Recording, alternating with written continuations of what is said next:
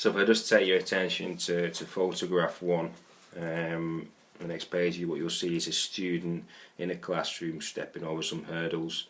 When I was first appointed back in August, it was pointed out to me how my background in sport and physical activity could be of real benefit to the children in this class, and I wasn't at the time sure as to what exactly was meant by that. Over the last 6 months, I'd say it's become apparent in different ways.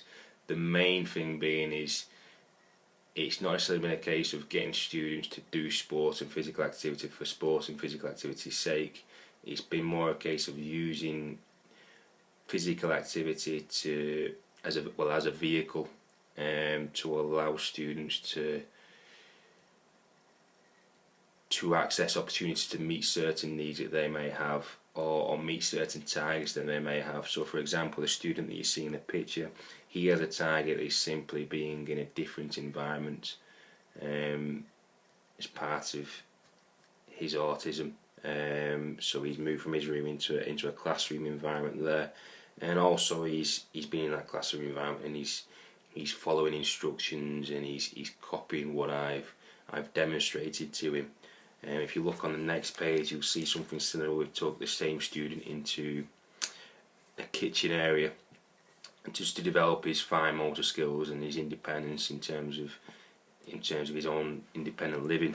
You can't see it on the photo, but I've actually got my hand over his right hand, and I'm just trying to get his index finger on the knife to help him get to spread the butter over his toast.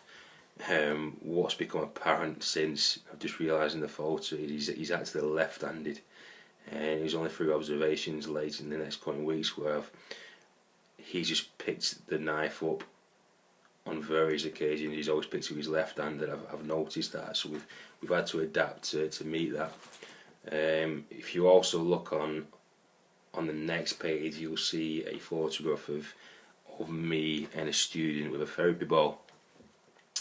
And what that's showing is also where kind of my background in sport has been of benefit to me. This is actually a photograph from the lesson observation made earlier, and it was a simple task in which I would throw the ball to a student and he would catch it. But I remember being at a conference a couple of years ago into science and sport, and there was a psychologist there who introduced me to the concept of anchoring.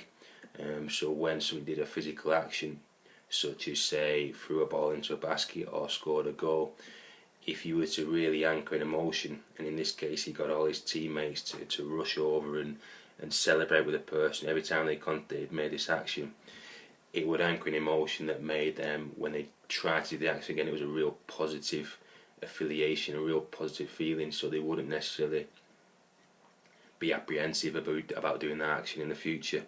I adopted this and applied in the same sense to this student here. So every time I threw the ball to him and caught it, I made a real big deal about it. I went over and cheered with him, and he thought it was absolutely delightful, as you can see on the picture.